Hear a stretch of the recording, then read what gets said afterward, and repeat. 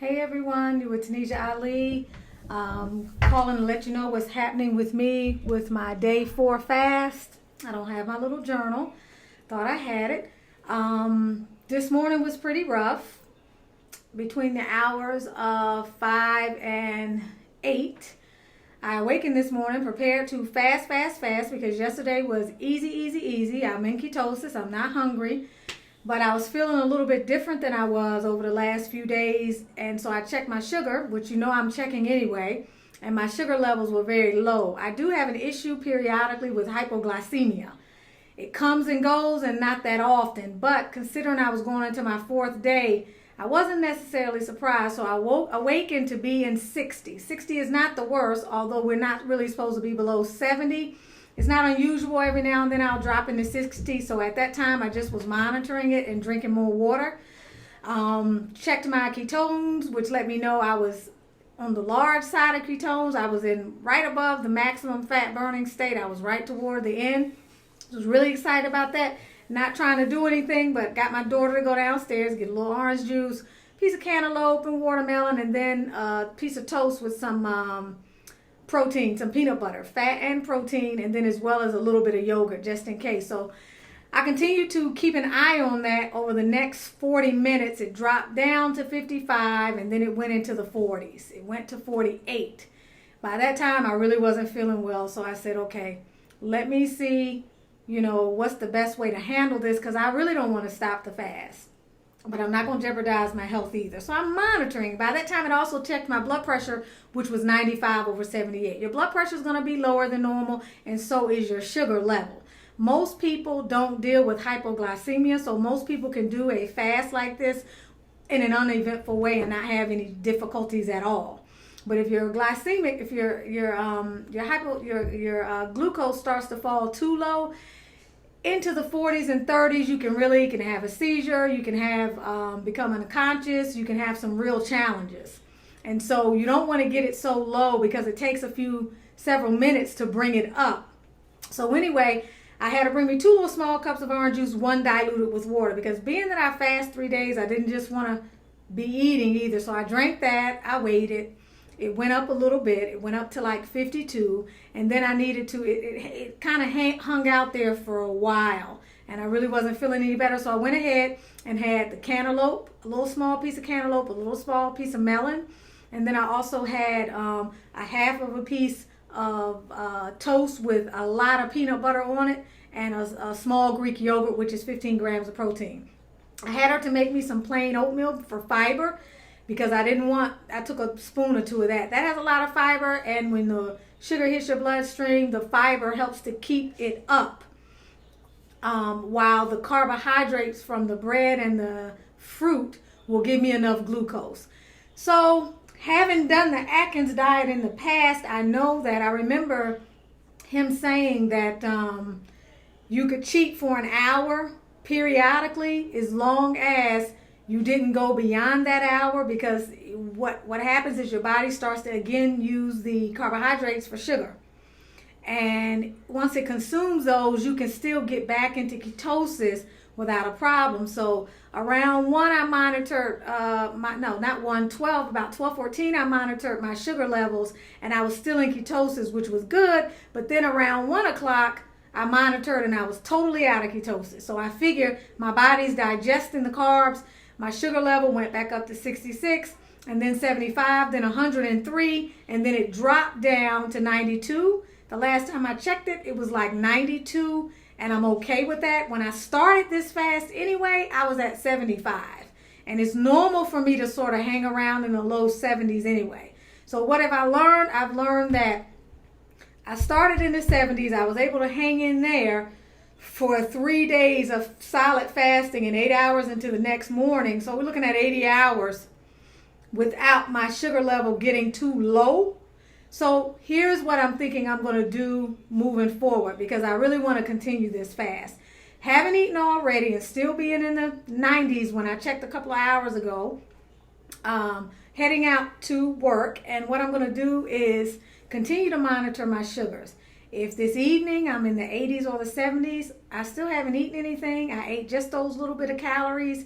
I'm going to continue fasting, hoping that I'll go back into ketosis. In the morning when I wake up, I'll check again. If I'm okay, then that means right now my threshold is at about 2 to 3 days right now, based on what my body does in terms of hypoglycemia.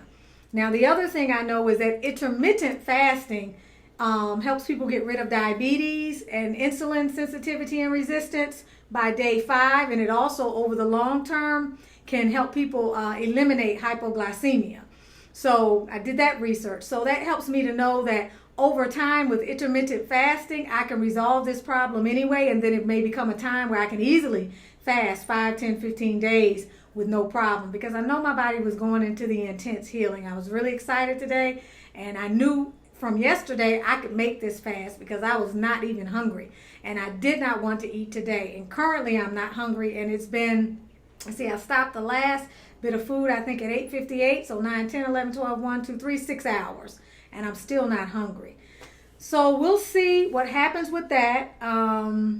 Again, I monitor my blood pressure, I monitor my ketones, and I'm monitoring my sugar levels, and I'm still hydrating, and my goal is to get back into ketosis. Now, if I wake up tomorrow morning and my sugar is low, I'm going to eat again tomorrow morning, because that will have been a 24-hour fast, and I will be into intermittent fasting. If I can't wait, I'd like to start my 24-hour fast, if I'm going to have to end up doing that, in the afternoon, because typically I'm not hungry in the mornings anyway. If I started at 8 or 9 because of what happened this morning, that means I'm going to have to continue at the 8 or 9 mark gradually to continue to do 24 hours. One time a day, I don't expect to be a problem.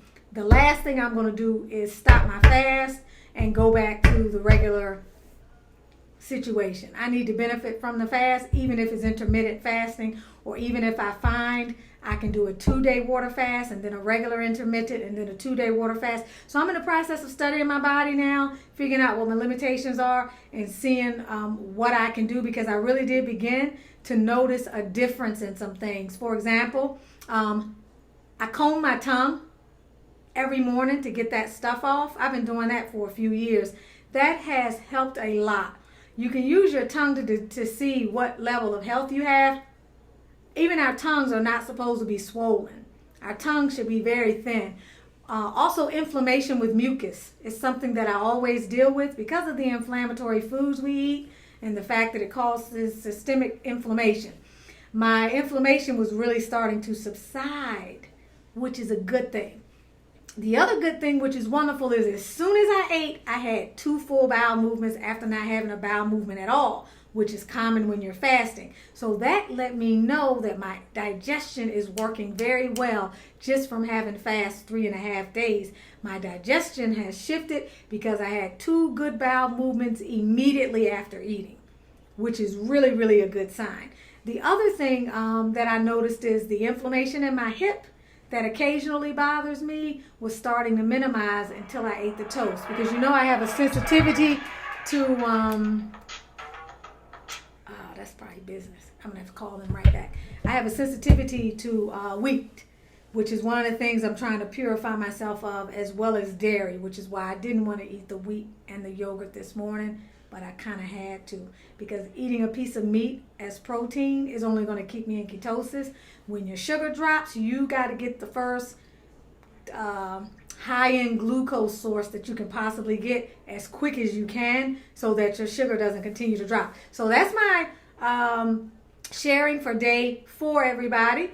Continue to monitor. If you have any comments, questions, if you've experienced any of this stuff before, chime in. Let me know what's going on with you. I really, really appreciate it. But again, one monkey don't stop no show. I've got 3 ways I'm monitoring myself. I know how I feel. I'm familiar with the hypoglycemia that I deal with periodically. This has been a kind of a long-standing thing. Off and on, though. It's not all the time. When I did the 2-day water fast some weeks ago at my daughter's graduation, who, by the way, is now in Italy by herself because her friend, the meltdown, went home. Can you imagine that? She's got 27 more days in Italy, going from Rome to Tuscany to and then to Barcelona, also to Portugal, and Venice. It's just, oh, so that's a whole nother situation. Trying to consider if maybe we want to send Sophia over there. I don't know. We're trying to look at the situation. But anyway, back at the ranch. Going to continue this, going to monitor this. If I have to shift down into an intermittent fast, I have no problems doing that. Intermittent fasting is almost as effective as water fasting, but water fasting gets you faster results. By the way, I have lost 5 pounds, probably 2 or 3 of them of which is water, but nonetheless I have. So I'm not trying to go back. Now, normally, funny thing is, when I ate that food, I put back on, the scale, the heaviness here. But that's gone, even though I'm still drinking a lot of water. So I feel like I'm going to kick back into ketosis this evening. I'm just hoping that my sugar level can maintain. Otherwise, intermittent fast, I'll continue to do that. I can definitely eat within a 1-hour window, even though an intermittent fast can be, a 16-hour window, an 8-hour window, a 12-hour window. But I know that I can do that because that's easy for me. So the benefits of intermittent fasting also are far and wide, and that's becoming a more popular type of fasting for people who are easing their way into fasting and are not able to do the water fast or the dry fast. But the takeaway from all of this is 3 days of fasting really can be a piece of cake. Day 1 is not as bad as day 2. Day 2 is your worst day. By 3, you're feeling on top of the world, which would make 4 on up pretty easy days if you don't have problems typically with your sugar levels. Anyways, Tanisha Ali, Butterfly Transformations. Comment, like, subscribe to the channel. And I hope to be sharing more with you as I continue on this journey. Thank you for your time.